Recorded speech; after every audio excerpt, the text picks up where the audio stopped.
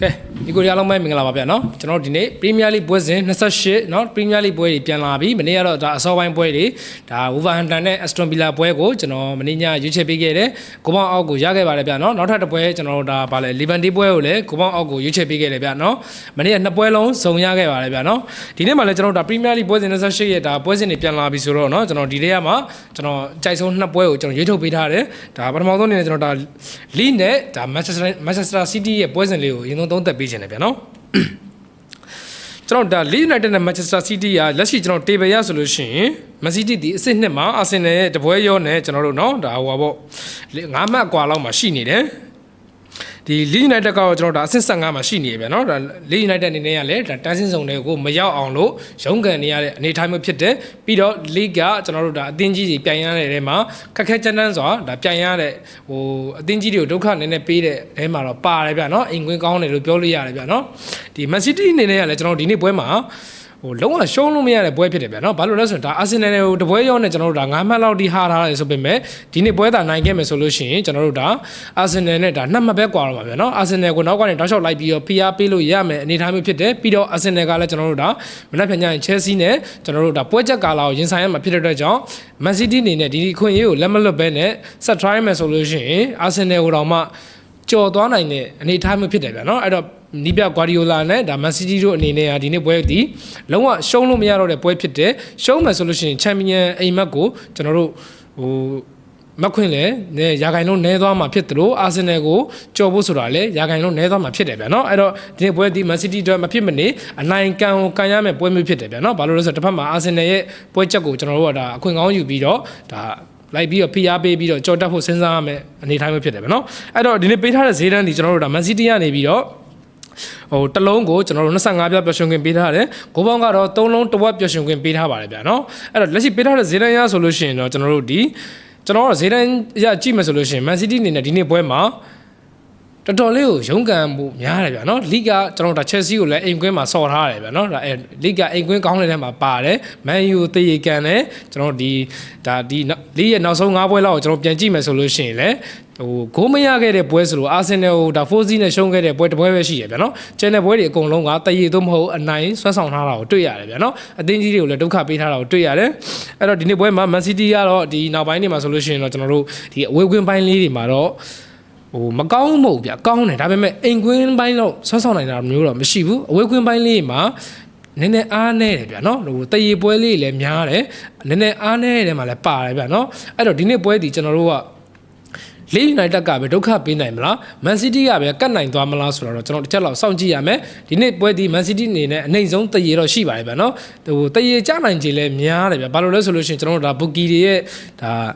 အကွက်ရွှေ့မှုတွေကဘယ်လိုရွှေ့အောင်မလဲဆိုတော့ကျွန်တော်ကမသိဘူးဗျာနော်ဟို Man City ကဒါ Arsenal နဲ့အမှတ်ပြလို့ဆိုပြီးကျွန်တော်တို့ Man City ဘက်ကို YME choice လိုက်လို့ရှိရင်လည်းတရေလောက်နဲ့ပြီးလိုက်လို့ရှိရင်အကုန်လုံးခန့်သွားပြီဗျာနော်အဲ့တော့ကျွန်တော်ကဒီနေ့တွေးတဲ့အတွေးဒီကျွန်တော်ဒီနေ့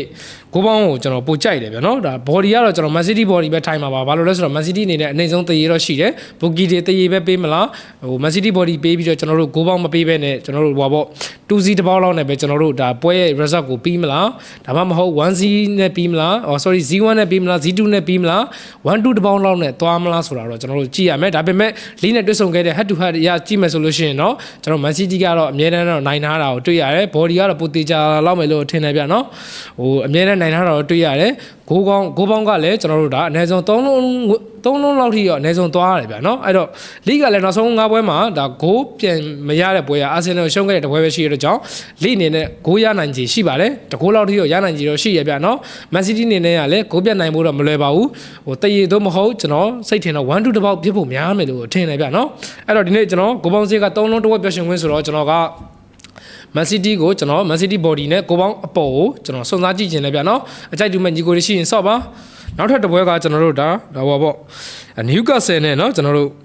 Everton ရဲ့ပွဲစဉ်ဖြစ်တယ်ဗျာနော်ဒီပွဲကလည်းကြည်ကောင်းမယ်တဲ့မှာပါတယ်ဗျာနော်ဘာလို့လဲဆိုလို့ရှိရင်ကျွန်တော်ဒါ Premier League အမှတ်ပေးစရာမှာဆိုလို့ရှိရင်ဒါ Everton ဒီအဆင့်9မှာရှိတယ် Newcastle ဒီအဆင့်7မှာရှိရဗျာနော်တတ်မှတ်ပဲကွာတယ်ဗျာနော်နှစ်သင်းလုံးကလည်းဒါကျွန်တော်ဒီ Premier League ရဲ့အလဲအလတ်တန်းလောက်ကနေဒါရှင်းပြရမယ့်ပုံစံတွေဖြစ်တယ် Newcastle ကလည်းလက်ရှိမှာအကောင်းဆုံးပုံစံအနေထားမှာရှိနေရဗျာနော်ဒါ Champions League မှာဆိုလို့ရှိရင်လည်းဒါ quarter back ကိုနော်ဒါနှစ်ကြော်ပေါင်းဒါဂိုးပြက်ကိုတိတ်ထားတာဗျာနော်လက်ရှိမှာ Newcastle ကအကောင်းဆုံးပုံစံမှာလည်းရှိနေတဲ့အနေထားမျိုးဖြစ်တယ်ဗျ အဲ့ Newcastle ရဲ့အိမ်ကွင်းဆက်ဆောင်ယူကျွန်တော်ကြည့်မယ်ဆိုလို့ရှိရင်လေ Newcastle ဒီနောက်ဆုံးကျွန်တော်အိမ်ကွင်း9ပွဲမှာဆိုလို့ရှိရင်3ပွဲရှုံးပြီးတော့2ပွဲနိုင်ထားတယ်ဗျာနော်ဒီနောက်ပိုင်းဒါဟိုပွဲလေးမှာမှဒါနည်းနည်းလေးချိတ်ပြန်မှန်လာတယ်လို့ပြောလို့ရတယ်အိမ်ကွင်းပိုင်းကြံကြသွားတယ်ဒါပေမဲ့ဒီနောက်ပိုင်းပွဲတွေမှာဒါနည်းနည်းလေးချိတ်ပြန်မှန်လာတယ်လို့ကျွန်တော်တို့ပြောလို့ရတယ် Everton နေနဲ့ကျွန်တော်ကြည့်မယ်ဆိုလို့ရှိရင် Everton ဒီအဝေးကွင်းတွေမှာဆိုရင်ကျွန်တော်တို့ဒါတရေပွဲများတယ်နော် Everton ကတရေပွဲများတယ် Forest ကိုတော့2စီးနဲ့နိုင်ထားတယ်ကျွန်တော်တို့ Villa ကိုလည်း Aston Villa လိုအသင်းမျိုးလည်းဒါ1စီးနဲ့နိုင်ထားတယ် Brighton ကိုတည်ကြတယ် Fulham ကို1-2နဲ့နိုင်တယ်ဗျ Everton ဒီအဝေးကွင်းနည်းနည်းလေးပြန်ကောင်းနေတဲ့မှာတော့ပါတယ်ဗျနော်အဲ့တော့ဒီနေ့မနက်ပေးထားတဲ့ဈေးတန်းဒီကျွန်တော် Newcastle အင်ရှင်ကနေပြီးတော့တစ်လုံး65ပြပျော်ရွှင်ခွင့်ပေးထားတယ်ဂိုးပေါင်းကတော့3လုံးတစ်ဝက်ပျော်ရွှင်ခွင့်ပေးထားတယ်ဗျနော်ပေးထားတဲ့ဈေးတန်းရဆိုလို့ရှိရင်တော့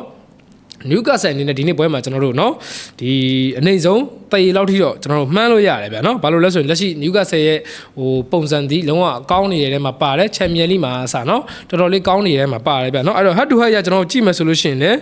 ဒီ Newcastle နဲ့ကျွန်တော်တို့ Everton ဒီNewcastle အိမ်ကွင်းမှာကျွန်တော်တို့เนาะနောက်ဆုံး3ချိန်လောက်ကိုကျွန်တော်ပြန်ကြည့်မယ်ဆိုရင် Newcastle ကတစ်ချိန်နိုင်ထားတယ် Everton ကတစ်ချိန်နိုင်ထားတယ်တစ်ချိန်တည်ကြထားတယ်ဗျာเนาะဒါအနည်းဆုံး3ပွဲလောက်ကိုကျွန်တော်ပြန်ကြည့်မယ်ဆိုလို့ရှိရင်အဓိကတော့ဒီနေ့ပွဲမှာကျွန်တော်ကြိုက်တာကဘာလဲဆိုတော့ Newcastle ကလည်းအိမ်ကွင်းကောင်းသလို Everton ကလည်းခံစစ်ကောင်းတဲ့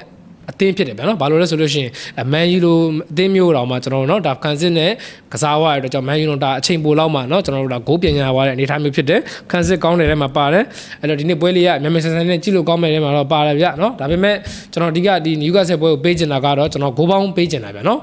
ဂိုးပေါင်းကတော့ကျွန်တော်ဒီနေ့ပွဲမှာ3လုံးတစ်ဝက်ပျော်ရွှင်ခွင့်ကိုကျွန်တော်စိတ်ထင် 1-0 1-12စီးတစ်ပေါက်လောက်ပဲတွားမယ်လို့ထင်ပါတယ်ဗျာနော်အဲ့တော့ကျွန်တော်ဂိုးပေါင်းအောက်ကိုကျွန်တော်ကြိုက်တယ်ဘော်ဒီကစားခြင်းနဲ့ညီကိုတွေကတော့ကျွန်တော်အင်ရှင်ကိုပဲကျွန်တော်အကြံပြုပါတယ်ဗျာနော်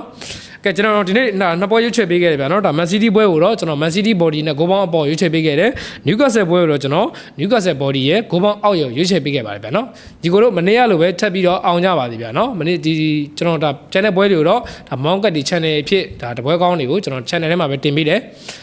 ဟိုဗီဒီယိုလေးအောက်မှာဆိုလို့ရှိရင်လည်းဒါ link လေးချပေးထားရဗျာနော်ဒါဝါသနာပါတဲ့ညီကိုတွေကလာရောက် join ကြပါအောင်လို့ဖိတ်ခေါ်ပါတယ်ဗျာနော်ကွက်လက်ပါညီကိုတို့